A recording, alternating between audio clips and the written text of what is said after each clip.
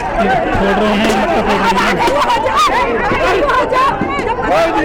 मटका फोड़ना समझते हो, दो तरह समझो मटका फोड़ने को आप। एक तो इनके पाप का घड़ा भर चुका है, और आप समझ देखेंगे मटका फूटता है तब जब आदमी कोई मर जाता है नहीं? तो ये समाज के लेके मर चुके हैं। नोएडा प्राधिकरण टपकता हुआ भ्रष्टाचारी है, और जब लोगों के काम ही नहीं करेगा, आए दिन हमारा खून चूसने काम कर रहा है, तो हमारे किस काम का? हमारे लेके तो मर गया है। किसानों की लड़ाई चल रही है, क्या नेताओं को, क्या पार्टियों को दिखाई नहीं पड़ता?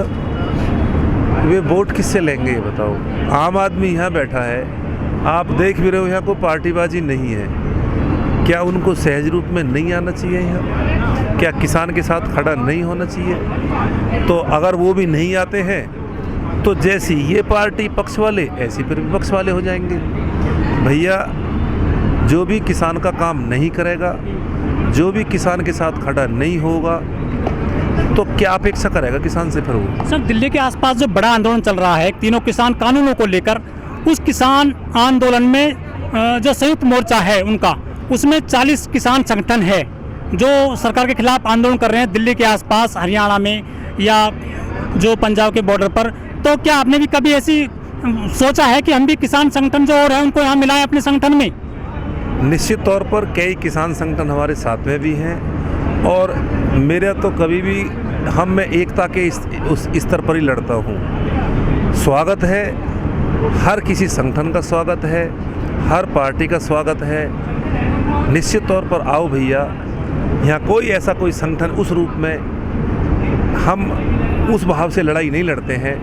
हम लड़ते हैं संगच्छध्वम संबद्धध्वम समो मनांसी जानताम।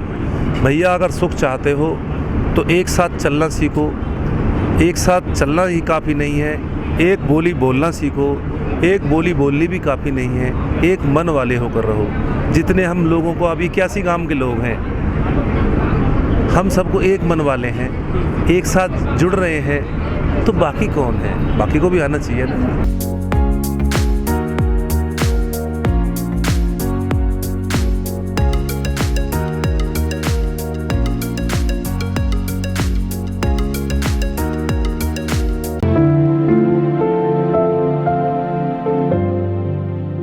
खलीफा जी, 20 दिन हो गए हैं आपको आंदोलन करते हुए।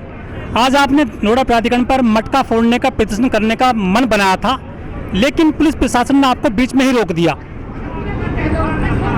देखो जी, 20 दिन क्या 20 महीने भी होंगे। बात हमारे संघर्ष की है, हम संघर्ष मजबूती से कर रहे हैं, और निश्चित तौर पर इसमें कोई दो राय नहीं है। हमारा संघर्ष एक दिन कामयाब होगा, और हम हक लिए बगैर यहाँ से जाने वाले हैं भी नहीं, निश्चित तौर पर। सर, आप जैसा कि हवन करते हैं प्राधिकरण के अधिकारियों की शुद्धि बुद्धि के लिए, आज आपने मटके फोड़े हैं, आप जो धर्म की बातें करते हैं, ये क्या ये लगता है कि इन बातों से मानेंगे ये जो आपने रास्ता अपनाया हुआ है? देखो जी, रही बात धर्म की, मैं फिर कह रहा हूँ, जिस रास्ते पे मैं चल रहा हूँ, मैं उसी रास्ते पर डटा रहूँ, और मेरे अंदर कोई भी गलत वृत्ति उठकर कोई गलत रास्ता अख्तियार ना कर ले। ये मेरे हिसाब से ये धर्म है, मेरे लिए भी है वो। अगर मैं कर्तव्य के रास्ते पर डटा रहूँगा तो मैं सही लड़ता रहूँगा। अगर मैं कर्तव्य के रास्ते पर ही नहीं डटूँगा, धर्म के रास्ते पर डटूँगा ही नहीं, तो मैं लड़ूँगा कैसे? मैं धर्म उसको टीका को, मंदिर में घंटी घड़ियाल को वो धर्म नहीं मानता, वो धर्म नहीं होता। धर्म होता है कर्तव्य, अपने कर्तव्य का पालन प्राणपण से करना, यही धर्म है। सत्यनिष्ठा को बनाए रखना। निश्चित तौर पर अगर हमारी सत्यनिष्ठा नहीं है तो मैं आपको किसी भाव बेच दूंगा। काम तो दूर की बात है, काम करवाने वाला ही मजबूत नहीं है। आकलन ये करना है कि भाई जिनसे काम करवाना है वो कितने ढीठ है, कितने निकम्मे हैं, कितने वे बात को घुमा देते हैं, कितना प्रलोभन देते हैं, कितना क्या करते हैं। तो एक तरह की कीमत है ये। आप तुरंत परिणाम पे पहुंच रहे हो, परंतु आप भी इस बात को मानोगे कि भाई सफलता तो हमें ऐसी मिल रही है कि आप देखेंगे हमारी एकता बढ़ रही है 81 कामों की, और हमारे हक को लेने में ये मील का पत्थर साबित होगी। तो सफलता लेने के लिए आपको कुछ मूल्य चुकाना पड़ता है। अब ये रास्ते की सुख दुख रास्ते की सामग्री है। जैसे इन्होंने जेल भेज दिया, जैसे डंडे मार दिए, आम आदमी को धमका देना, भयभीत कर देना, हम फिर भी नहीं माने। तो ये रास्ते की एक परीक्षा है एक तरह से, और परीक्षा को आपको पास करना ही होता है। अगर मैं इनसे लड़ूं, मेरा काम तो हो गया, मैं मटके तो फोड़ आया, वहाँ नहीं तो वहाँ फोड़ आया। निश्चित तौर पर ऐसा है, एक दबाव बनाना है, जिस प्रक्रिया से दबाव बनना है मैं उस प्रक्रिया से दबाव बनाता रहूँगा और सच्चाई से लड़ता रहूँगा।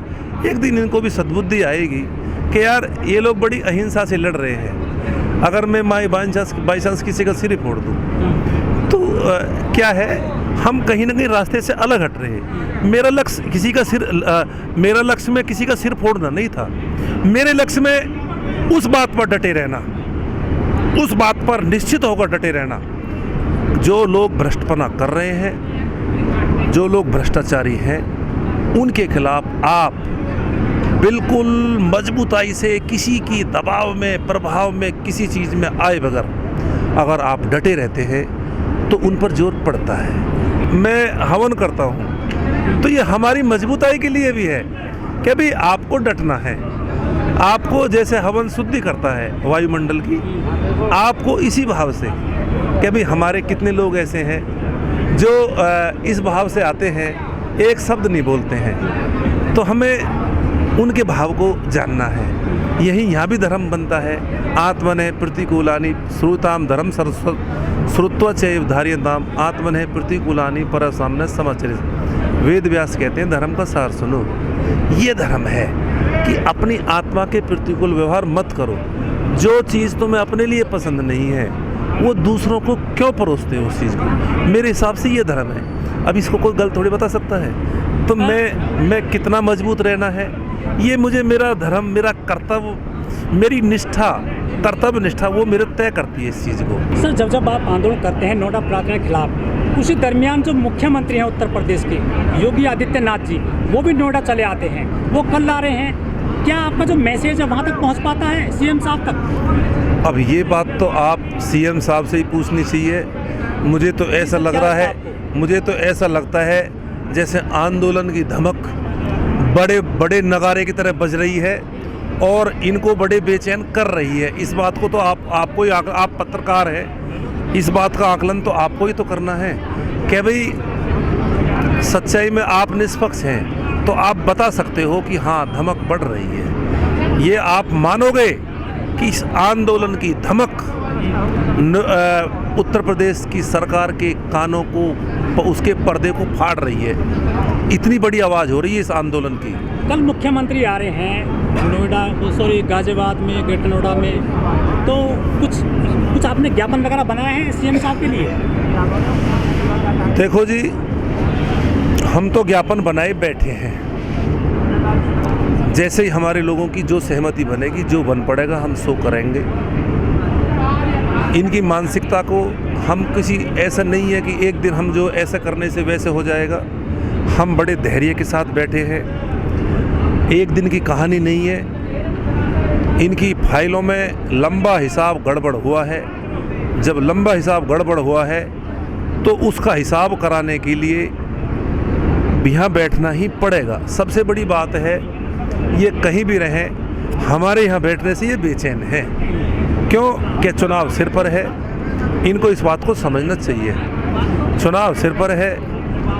अगर लोगों को आप काम नहीं करोगे तो आप जानते हो ना फिर कि मतदाता तो काम के लिए तो वोट दिया आपको, और आपने काम ही नहीं करोगे तो क्या होगा फिर जी?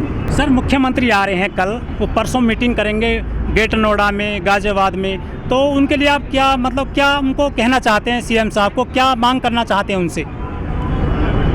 हमारे सीएम साहब हैं, मैं इतना ही कहना चाहता हूँ कि सीएम साहब किसानों के दर्द को समझिए, किसानों की पीड़ा को समझिए।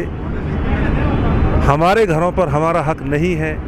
नोएडा प्राधिकरण ने बगैर सर्वे किए हमारे घरों का ज़बरदस्ती अधिग्रहण कर लिया है। सीएम साहब, एक भाई को 10% प्लॉट मिलता है, दूसरे भाई को 5% मिलता है, जबकि दोनों एक ही बाप के बेटे हैं। ये भी साहब, ये अन्याय है। सबके साथ समानता से उनका हक मिलना चाहिए। तीसरी बात, गांवों में नक्शा नीति व्यवहारिक नहीं है। गांवों में जो लोग रहते हैं, किसान लोग रहते हैं, उनका जीवन स्तर कुछ, उनका व्यवहार, उनका जीवन कल्चर कुछ अलग तरह से है। कहीं भैंस बनती है, कहीं खोर बन रही है, कहीं भूस पड़ा है, कहीं न्यार पड़ा है। और नक्शा नीति गांवों में ये लागू नहीं हो सकती, ये व्यवहारिक नहीं है। तो सीएम साहब, सच्चे रूप में आप किसानों से बात करिए। अब छोड़िए उन बातों को, और किसान बात कर लेते हैं। सच्चाई में जिनकी पीड़ा है, एक बार बात करिए। अगर आप सही रूप में सुनेंगे तो हो सकता है कुछ समाधान हो जाए। अधिकारी बहका देते हैं, क्या कर देते हैं मुझे तो पता नहीं, परंतु अभी तक 5 साल होने जा रहे हैं, अभी तक समाधान हुआ नहीं है। सरकार भी इसमें दोषी बन रही है और बनती है निश्चित तौर पर।